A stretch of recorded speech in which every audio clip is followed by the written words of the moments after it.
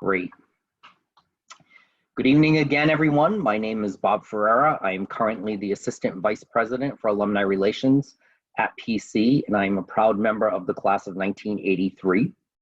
As I mentioned earlier, this is our 8th week of a new virtual interactive program called Friar Ties, which is an acronym for Totally Interactive Engagement Series. This opportunity came about in response to the current time of uncertainty and has been met with great reviews, actually, by our alumni and friends. It has also been a great opportunity to showcase the many skills and talents of our alumni, further proving that the value of a PC education is out there. So, in keeping with this week's engagement theme of Outdoors with the Friar Family, we are joined by our alumni expert this evening, Michael Veracka. Michael, welcome. Well, thank you, Bob. Glad to be here. Thank you. Michael is an associate professor within the Department of Urban Horticulture and Design at Farmingdale State College, a campus of the State University of New York, where he has taught since 2006. Michael's teaching interests and design practice focus on sustainable design, edible landscaping, and the adaptive use of urban spaces. At the root of Mike's work is a reverence for nature and a respect for the natural environment. His landscape gardening is particularly well known throughout New England. Michael is a licensed arborist and certified horticulturalist. He earned his BA in English in 1979 from Providence College and his Master of Landscape Architecture from the Rhode Island School of Design. Please join me in welcoming our alumni expert this evening, Michael Veracka, for Friar Ties. Thank you, Michael. Yeah, thanks a lot, Bob. And I'm really thrilled to be here. I do know a few of the guests that are here tonight, so it's always nice to reconnect. I'm here on Long Island in New York, and kind of missing New England in a lot of ways and hoping to get back for a visit pretty soon. And it's great to have an opportunity to talk to people who are passionate or hopefully might become passionate about growing a portion of their own food. So that's what I wanted to talk about tonight, Bob. And if it's okay with you, I thought what I would do is show some slides to kind of get the discussion going. Would that be okay? Perfect, thank you. Okay, great.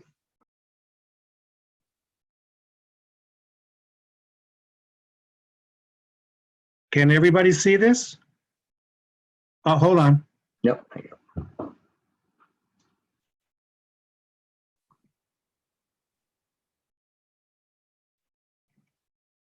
There you go. Now everybody can see it, right? There you go. Yep.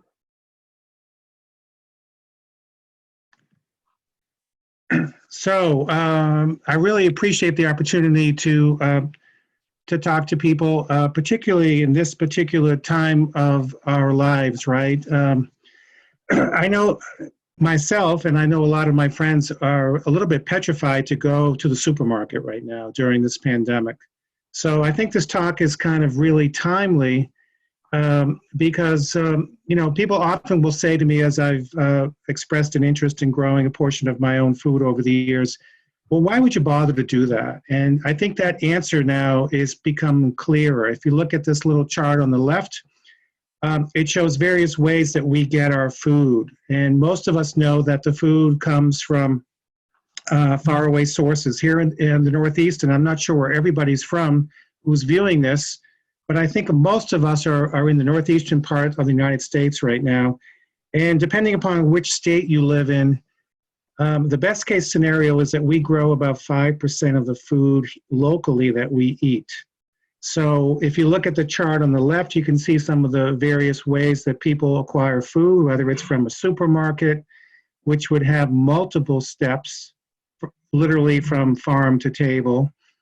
Right now, there's a lot of DoorDash and food delivery services, and that actually adds an extra step in the food process. And of course, there are farmers markets, and some people may go directly to a farm or maybe a member of a community-supported agricultural organization, commonly known as a CSA.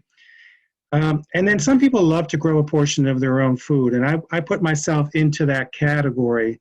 And on the right-hand side, you can see some WPA era art pieces where people were encouraged during World War II to actually grow a portion of their own food. And I think it's timely now to consider, in fact, doing that again. A little bit of my personal history since I left PC. I mean, I would really say that I'm a jack of all trades and a master of none. I left PC over 40 years ago and did a very circuitous route to really being very interested in making a portion of my own living, not only growing food as a farmer, but teaching others to grow food and helping to people for helping clients rather to transform a portion of their own properties into food production. So it's something that I'm very passionate about. For many years, I published a newsletter called The Edible Landscape.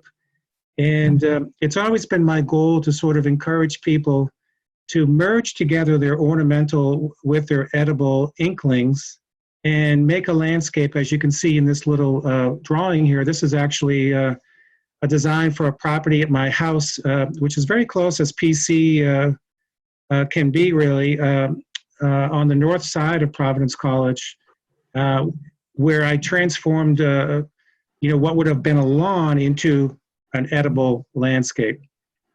So I've had a long interest, as I said, in sort of doing this. Some commercial clients that I've worked on in the past have been this bakery in Providence that many people know called Olga's Cup and Saucer. Currently, I work as a professor, as Bob, you mentioned, at Farmingdale State College, and I've transformed a half-acre garden, which was once our nursery, largely into sort of a reclamation project which features a lot of edible plants. Here's one of my former students, Jennifer, who was very passionate and helped me grow literally from the ground up food there. We've had a lot of workshops and conferences over the years to teach others how to grow food. But really my bread and butter has been projects like this, small scale design, where I help people to come up with site-specific solutions, and oftentimes there's an edible component to those projects. So I know we're here tonight to talk about edible food and why you might want to grow some. So I thought, it would be interesting to find out, and hopefully people will use the chat mechanism to participate and to sort of tell me what's your starting point when you want to start thinking about growing some food. It can be kind of daunting, for a lot of people. And I've found over the years from talking with people that these are some of the most common questions that people consider when they want to grow a portion of their own food. And, for me personally, I like to grow food that often I can't find in stores. So that might be varieties of certain vegetables or fruits.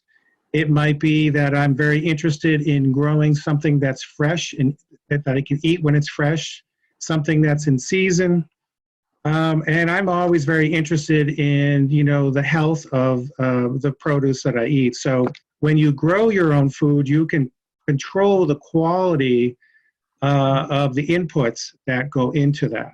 So what we're going to really talk about today in the next 15 to 20 minutes or so is from soup to nuts, and it's a really big topic, what you might grow, where you might grow it, when you might grow it, and how will you grow it, okay?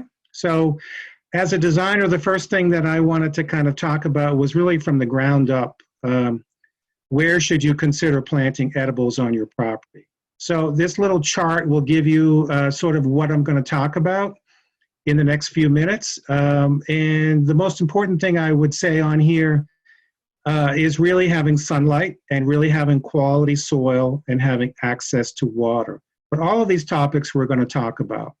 So when we're getting started, the first thing you might want to consider is really just assessing sunlight on your property. So this little photograph illustrates, as we all know, that patterns of sun and shade can be influenced by both the time of year, but existing structures. Also, if you don't have flat land, and some of that land is shady, that doesn't mean that you can't grow a portion of your own food. Here's a great example of someone terracing a yard that might have half amount of daylight or sunlight rather, and matching plants that can tolerate those conditions. And many of those are going to be leafy plants, and we'll talk about that shortly. Now, for those who are very adventurous and have a strong constitution, you might actually, if the sun is in your front yard, grow it in the front of your property. Now, I know that John from 76, our class member here, grows food in the front of his yard, and I give him a lot of credit because, in suburbia, that's not common. A lot of people, myself included, have gotten flack from neighbors who will say that edible plants in the front yard are ugly, and that doesn't meet neighborhood conventions. But if that's where your sun is, that's where you should be growing your vegetables. The other thing I like to tell people is that you really need to consider how you use your property. And just as the inside of your house has a floor plan, a good design from the outside of your property will exhibit a similar characteristic. So connecting your spaces from inside and outside, and then from outside into different rooms, is really critical in terms of having a productive landscape that you can care for. So if you can set aside a particular area after you've done some site analysis and found out where your greatest amount of sun is, then you can decide to scale up your edible growing. And here's 3 different examples of, from the bottom left, just growing some containers of herbs and vegetables, to having something on the right that are simple kits that you can purchase, or if you're handy, you can make your own raised beds, to, the upper left-hand corner, really going with something that's kind of formal and can be really beautiful and can combine edibles and ornamentals. Some people really, will take this to the nth degree. I'm working with a client now on the North Shore of Long Island who has transformed her entire backyard, other than her swimming pool, into an edible garden. And she's using boxes and space-saving devices like this. And she's really excited to be transforming her yard. She's an avid cook. Now, you can use whatever space you've got.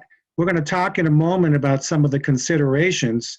But here's an example of using an area adjacent to a driveway, which might get a lot of sun. It might be the only space that you have for growing a portion of your own food. So remember, you don't have to grow just food plants by themselves.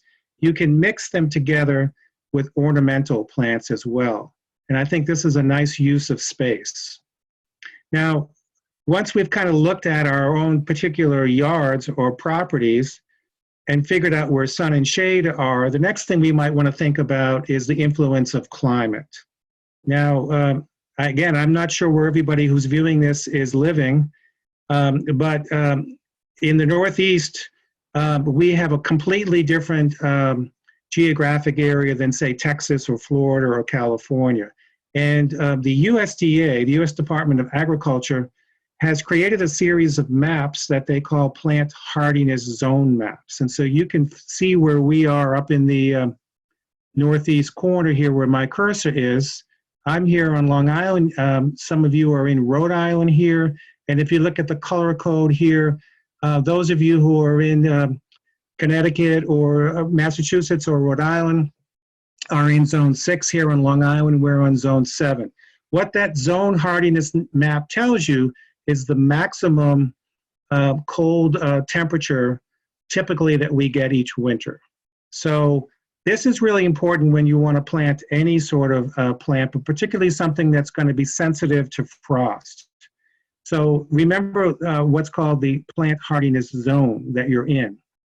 Now, the opposite of that is the plant heat zone map.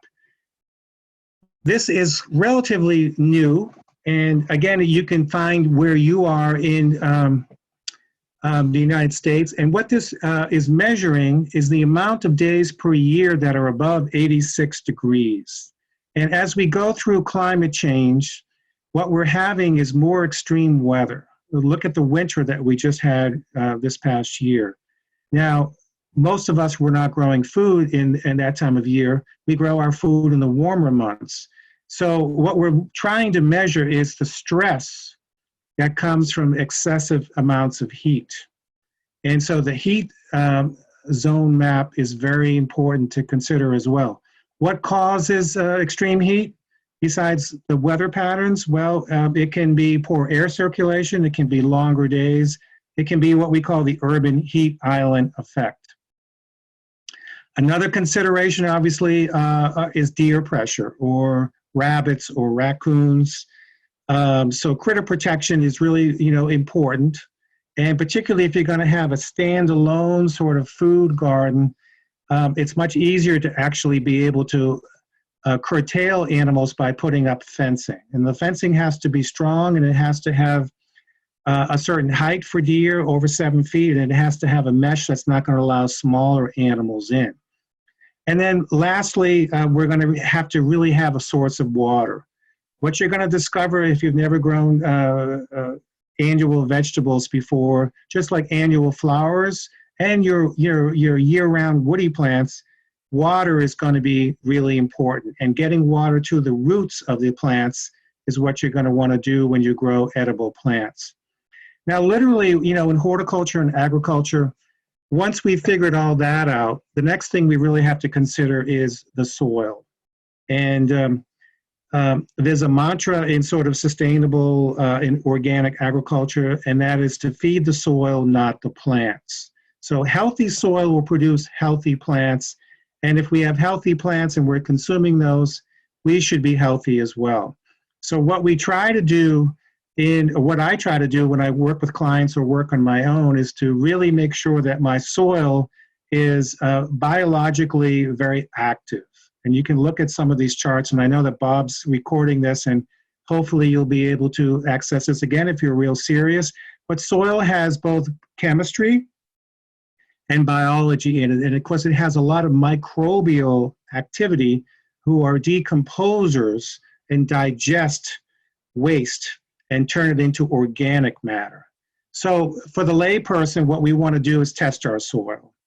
And what we're going to test it typically for are these 4 ingredients here: nutrients, which are important to plants; pH, which makes the nutrients available; organic matter, which acts as a sponge and releases water slowly; and then, very important with edible plants, we want to test our soil for contaminants. And the best place to do all of this historically has been your state university, who has a cooperative extension system. The cooperative extension exists in all 50 states via the state university. So in Rhode Island, it would be housed at the University of Rhode Island. Here in New York, it's actually Cornell University. And each county has their own office. And now with budget cutbacks, not every county is testing soil anymore, but they can point you to where you can get a soil test. And this particular chart, if you look at the bottom of it, points out the potential of hydrogen, the scale of 0 to 14, which talks about the pH. And if you look at this chart and compare it to the nutrients that are on the left-hand side, if we get into the middle section between, say, 5.5 and 7.5, which is typically where most soil pHs are, you'll notice that the bar graphs are wider there. And that is what we're going to be shooting for. We want to have, for the most part, for vegetables and herbs that we want to grow, we want to have a soil that is slightly acid, between 5.5 and, say, 7. And if we do that, most of these these nutrients rather, from the major nutrients like nitrogen, phosphorus, and potassium, and then the micronutrients, nutrients rather, will be available, and that will help our plants to be healthy. Now, I've always been a big proponent of making my own soil, and the best way to do that is to compost. And I'm hoping that a lot of you, in fact, do compost. What is compost? It's really a combination of brown or carbon-based materials and green materials, which are nitrogen-based materials. So they can be kitchen scraps, they can be plant clippings, they can be your grass clippings, they can be leaves in the fall. And it's quite easy to make your own compost. So we won't have a chance to go into that today, but it's a really great way to recycle your products and make soil out of it. So that's a crash a test primer into how to think about where to grow and what to look for. The next thing to do is, well, what would you want to plant? So what I want to encourage you all to think about is, you can grow a vegetable garden beyond sort of what we call warm season vegetables. So I'm going to categorize what we're going to grow today as cold season and warm season. And I'm going to talk about where those plants can come from. Can they come from, and the answer is yes, from seeds that you start or plants that you start or purchase. So the best way to really think about being serious about growing food is to develop what's called a planting calendar. And for those of you who already are fairly sophisticated in growing a portion of your own food, you probably already know what I'm talking about. So as an example, if you want to grow tomatoes, you wouldn't plant the seed outside tomorrow.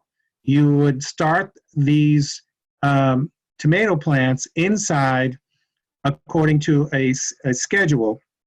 And you can do this with virtually any sort of plant.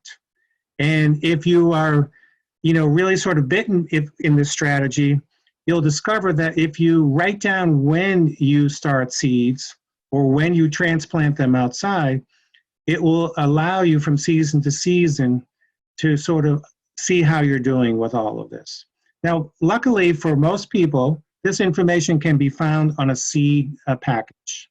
So here's an illustration of a seed pack that shows you that it's a tomato plant. It happens to be a San Marzano tomato plant, which if Irene is in the audience, I know is her favorite tomato.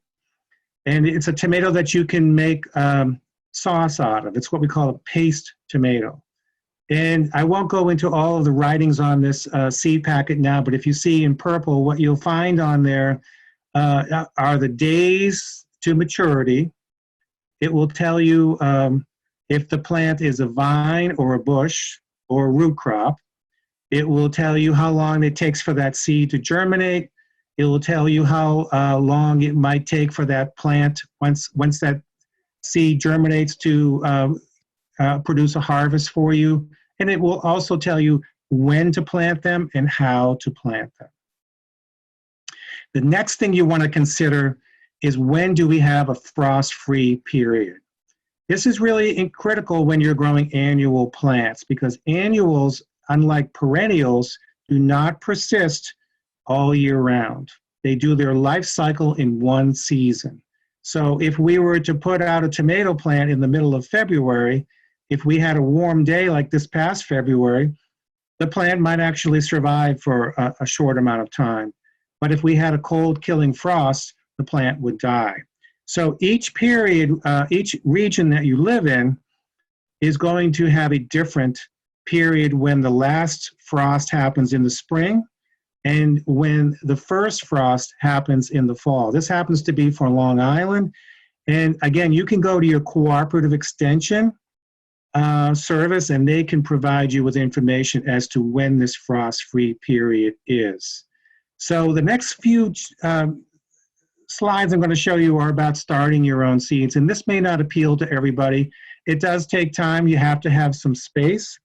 But if you want to grow vegetables that you can't purchase varieties of in the store, this is a great thing to consider. And you can actually do this in relatively small spaces, maybe on a sunny windowsill, on top of your refrigerator where there's heat. You can make your own soil blocks without having containers. These are some examples of that. And then you can purchase your seeds and sow them into these little containers. Write down when you're doing it. Now, there's a little bit of information that you would need to know about how deep to plant these. But most importantly, what you would need to do is from your last frost date in the spring, count backwards to which plants need time inside before they can go outside. So we have this little chart here, and if we can find, actually today's date is May 19th. This is an old chart I had from a couple of years back. We could safely now plant outside directly seeds that might be bush beans or sunflowers, lettuces, spinach, things of that sort. If you look above this, what you're going to see are plants that are started inside, your cucumbers, your basil, tomatoes, peppers, eggplants, things of that sort. So when you know when your last frost date is, and if you know if your variety is a cool season or a warm season vegetables, then you can begin to set up a system. And here's some of the examples of systems that I've had in the past, where you buy these little cells, we call them flat trays, and you sow your seeds depending upon that. And eventually as we get warmer weather like we are now, you can set them outside a little bit each day to do what we call acclimating or hardening them off, because you don't want to take something from inside directly where it's been warm and pampered and then put it outside on a very cold day. So this is a process that can take a couple of weeks. So once we have our plants, if we're starting them ourselves, we're going to be a little bit maybe in tune more than if we're purchasing them at our local garden center.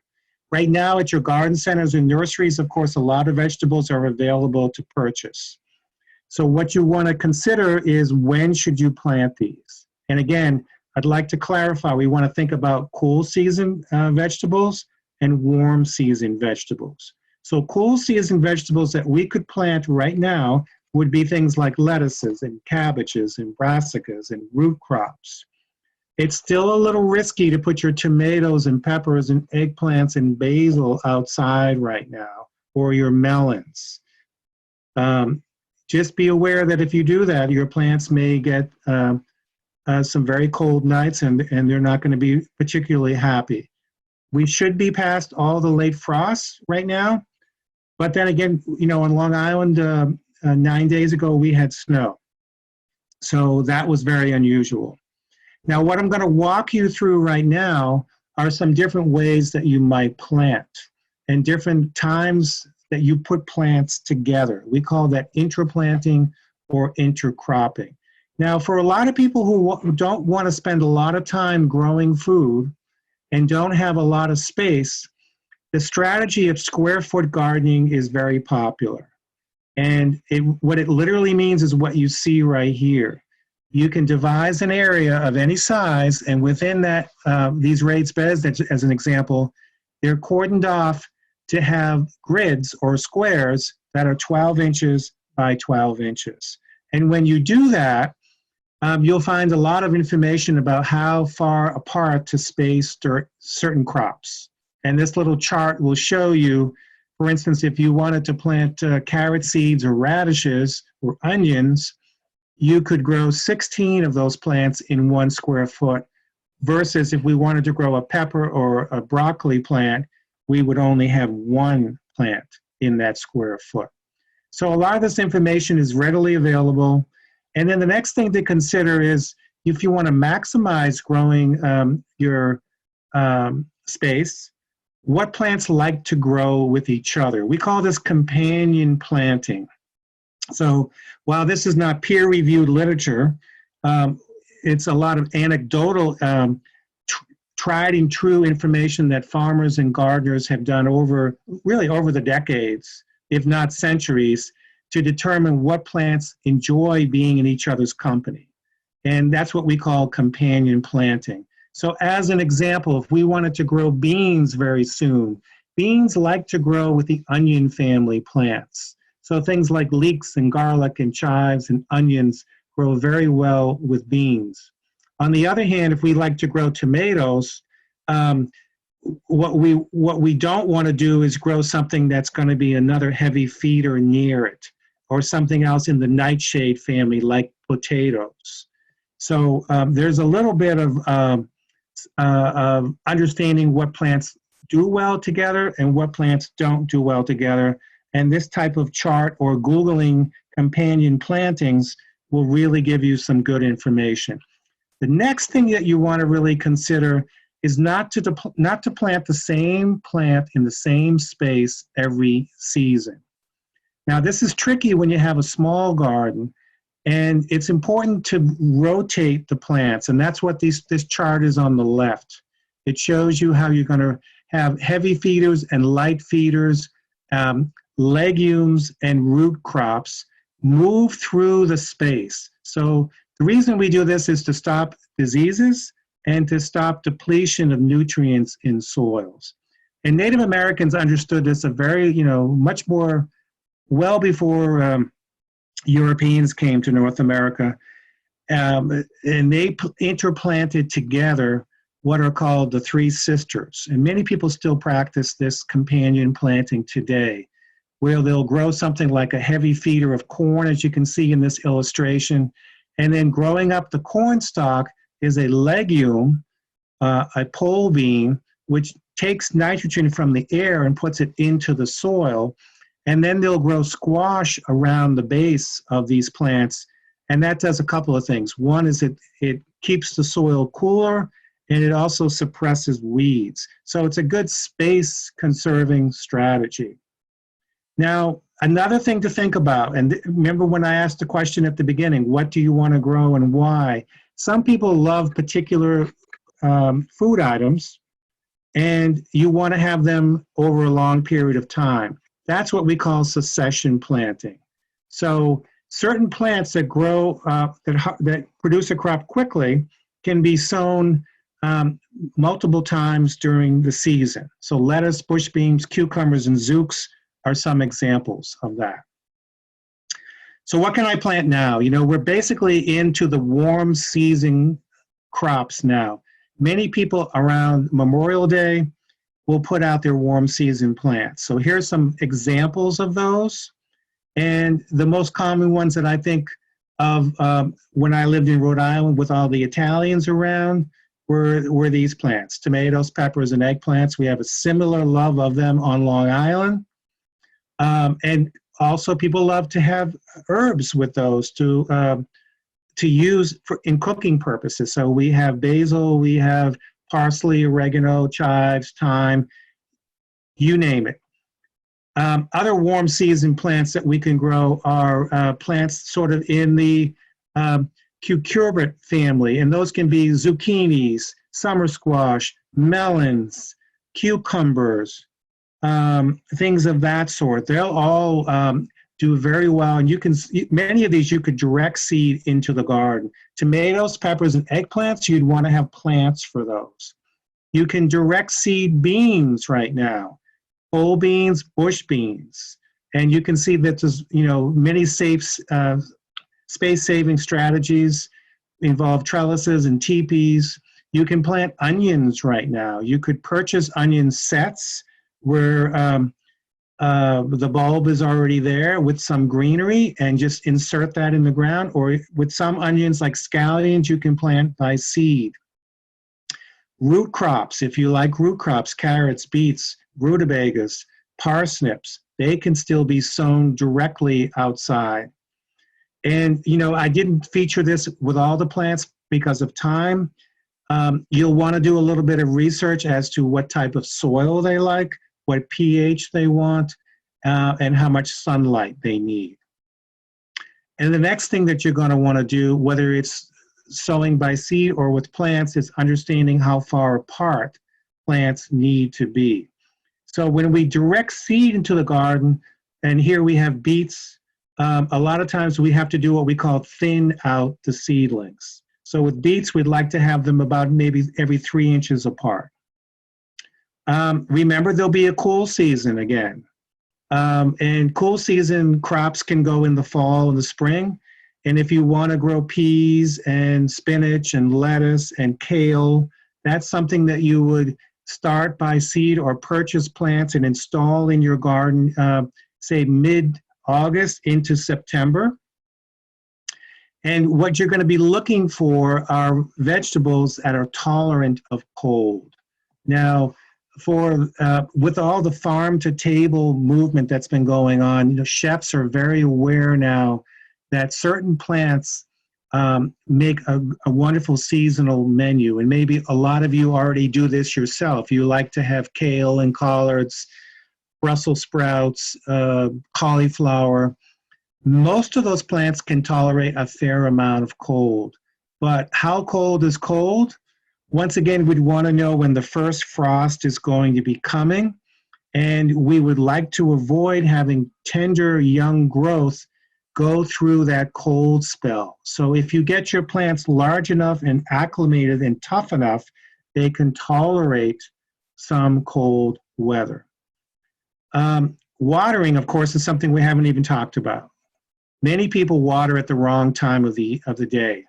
So for those of you who like lawns, it's kind of the same strategy. You don't want to water in the middle of the day. You want to water in the morning, late afternoon, early evening. Unlike watering a lawn, you don't want to get the water on the foliage. You'd love it to get it directly on the roots and avoid getting it on foliage. When we want to water deeply. One of the biggest rookie mistakes is people go out and they water every single day. So when you water deeply. And the rule of thumb typically is you want to get 1 inch of water per week. Now, if you have a good rainstorm, you won't have to water at all. If you want to know how much is 1 inch, one good strategy that I learned very early on was to get, say, a tuna can. But any can will do, but a tuna can is very shallow.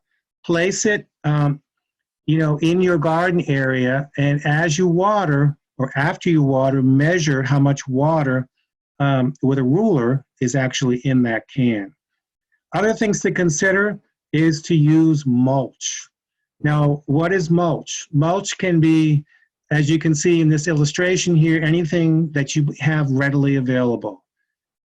If you have a large lawn, you can collect the clippings. You can use leaves. You can purchase straw. You can get pine needles. Whatever it is that you can get, if you put a layer of mulch down on top of around your vegetables, it helps to suppress weeds. It keeps the soil moist. One tip that I have right now for you is don't put mulch down right now because soil temperatures are still very cool. You want to get your soil warmer right now. So try not to put your mulch down till maybe the end of June. But you definitely want to have a nice blanket of that for the entire summer. Speaking of the summer, what else would you want to do? Well, of course, you're going to have insects in your garden. Good ones and bad ones. Here are some illustrations of parasitized tomato hornworms versus a regular hornworm, and then we see cabbage plants being attacked. Insects can be tricky, and most people panic when they see an insect infestation. But remember this, there really are numerous kinds of insects. There are beneficial insects, there are predators, like the praying mantis here. There are pollinators, as in honeybees and bumblebees, and there are decomposers who help to churn up that organic matter. So the best thing I can say is try to make your garden attractive to insects. And how do you do that? By having a mixture of plants, to not use pesticides, and to consider leaving sources where insects can thrive. So having, a bird bath around, leaving maybe a dead tree trunk around, or some litter in the garden. That's going to appeal to user-friendly insects and pollinators. And we all know now that pollinators are very important for the web of life and for actually pollinating our plants so that we actually have fruits and vegetables. This is one family of plants that's really great for attracting all kinds of beneficials. And this family is known, two plants that are very common in this family are dill plants and fennel plants. But there's a host of other plants. And if you put one or more of these plants in your garden, you'll be guaranteed to have a host of beneficial insects. Many herbs will also attract beneficial insects as well because they like the tiny flowers and the fragrance and the leaves. Lastly, remember beyond the warm season and the cold season, you can actually grow over the winter. And one way you can do that is to plant something like garlic or shallots. And I think almost everybody likes garlic. I know my father didn't like garlic, but he's about the only one I ever met. And you plant garlic in the fall and you harvest it in mid-July. And if you are, really excited about growing some of the more unusual vegetables, many people will save their own seeds. And this is something that's really kind of fun and exciting.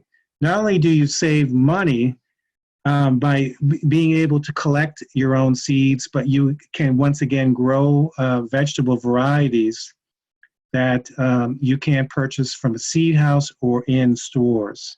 And it's really fairly simple to do. You can see the illustration in the upper left-hand corner of how you open up a vegetable, scrape out the seeds, dry them, put them in a container, and keep them out of light in a relatively cool area.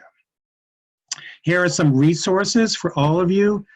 The best thing I can suggest for everyone is to consider growing your fruits and vegetables, and we didn't really talk about fruits at all, organically. And one good source for how to do that is the Northeast Organic Farmers Association.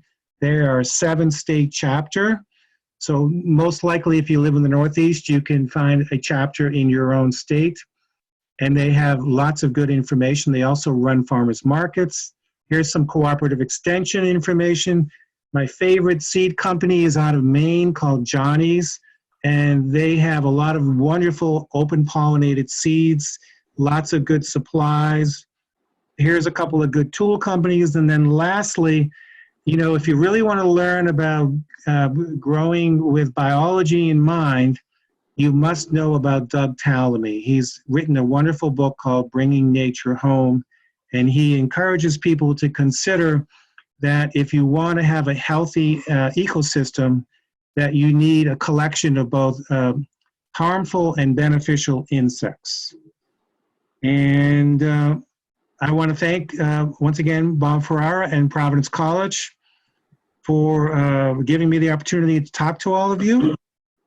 And if you want to contact me, here's my information. All right, so hopefully I didn't talk too long, and thank you so much for listening to me. Well, Mike, no, thank you. That was fantastic. I really, really appreciate this, and I think everyone on here feels the same. That was great. I'd like to talk about maybe you coming back again, doing more on this. This was fantastic. Yeah, sure. Thank you very much. I see. We got a couple of questions, maybe. Yeah, we've got just a few more minutes. And yeah, Kristen asks, do strawberries spread, or can I plant them in my raised bed? Strawberries, most strawberries do spread, Kristen. They have what we call runners. They're easily removed over time. In fact, you want to rotate strawberries around your garden. So growing them in raised beds can be slightly problematic because of two considerations. One, as a plant ages, it loses its vigor and it sends off smaller shoots. It's the smaller shoots you want to keep, and the older, more mature plants you want to remove. Most people actually will mow those when they're in the ground and keep them short. You can grow them in raised beds. What you'd have to do is just dig up the younger plants that are attached with a runner to the mother plant, remove every couple of years the mother plant and keep the runners. Okay. Great, thank you. Thanks. And Kristen DeRosa asks, lately I've been having trouble with cool season crops in New Hampshire. We seem to go from pretty cold through April to really warm in June. I planted peas in early April, and they are just a few inches tall right now. Is there something I can do to help my cool season plants with such cold temperatures? Yeah, that's a tough one. You know, we've had a very strange spring here on Long Island, and I'm sure where most people in the Northeast are. So soil temperatures are the most critical aspect in the spring. And you know, there's an old saying that you can put your pea seeds in the ground on St. Patrick's Day. And even living here on Long Island, I find that that does not typically work because the soils are cold and wet that time of year. The only thing that I can think of when we have cold weather like that is to use a floating row cover. It's called Remay, R-E-E-M-A-Y. You can purchase that at some of the places I mentioned, like Johnny's and Gardener's Supply. It's like a blanket that you put down. It's translucent, it lets light through, but it kind of keeps the plants a few degrees warmer. Otherwise, you just have to wait it out. Sounds good. And I'm going to ask this question too that Kristen Levesque wrote and talks about our hydrangeas. You know, she lives in Portland, Maine, and her hydrangeas rarely bloom. What should she do? Yeah, well, that's a very complicated question because it depends on what type of hydrangea it is. Some hydrangeas bloom on what we call old wood, and some bloom on new wood. But your most common hydrangea, and I hope Irene's listening, and I hope I get it right, Irene, here, because she's the hydrangea queen and I'm not, is that when you have hydrangeas that are blooming, that want to bloom on old wood, if that wood is not rejuvenated at the proper time, what happens is those buds that get set in the late summer, early fall, get damaged over the winter. So even if you prune them in the spring, unfortunately, you're removing this year's flowers. Oh. There are a lot of new varieties of hydrangeas now, which I'm not up on, that bloom on what we call new wood. So that means you could actually prune them in the winter or early spring. Let's say you have a late frost and the plant tips die back. If it's a hydrangea that blooms on new wood, you can prune it again and chances are you'll get some buds. And that's why we have this renaissance of hydrangeas now, because that's a common problem in places where weather is finicky. Thanks. And finally, the last question, I think, you know, tomato, fruit or vegetable, and why? Yeah, boy, I'm not a botanist, Jack, so I really, I should know that answer, but, there are some vegetables that we commonly call vegetables, which are in fact fruit, and it has to do with botanical, both the nomenclature and sort of the attributes of the plants. So remember I said I'm a jack of all trades, but a master of none. So I work with horticulturists, and they would slap me for not knowing the answer, but I'm a designer first and foremost. And John's other question is about soaker hoses, and yeah, I mean, if you can get soaker hoses and place them around your plants so that they're at the base of the plant, that's better than overhead watering. Overhead watering, even if you do it at the right time of day, not in sunlight, can force fungi problems onto your foliage because the foliage stays wet overnight. And if we have a hot, humid climate, that's a real harbinger for real problems. So your brassicas, basil is a real problem with that. And squashes in particular, you get real fungal problems with that. So if you can, do soaker hoses. If you make soaker hoses out of a regular hose, if you have a whole bunch of time, if the pandemic never ends, then you have the time to do that. Absolutely, go ahead. I would suggest that you buy soaker hoses, but if you have the time, you can do almost anything, right? Well, Mike, thank you very much. We appreciate this. And just so we can let everyone know, and you, this presentation will be, it has been recorded and it'll be posted on the Friar Ties page sometime tomorrow, we think. It should be ready and up there. So we invite everyone who's on the call to please send the link off to, you know, friends and everyone in your Friar network who want to learn about this this great information that was shared this evening. And, you know, Mike, again, I really, really want to thank you for this. This was really enlightening. I think it once again proved that a Friar education, like I said earlier, can take you anywhere you want to go. And I know that there are many more people outside of who are on this call that is going to benefit from the information that you shared tonight. So thank you for everything. And thanks again for having me. It was really fun to do it, and I hope that Diane from the class of ¡77 will start to grow something, because I know that her family heritage is all about growing, and let's hope that she gets the bug. All right. So thanks again, everybody. Thank you, Mike. Thank you, Mike. Have a good night. Thank you. Thank you, everyone. Good night, Thank everyone. you. Bye. Bye. Bye.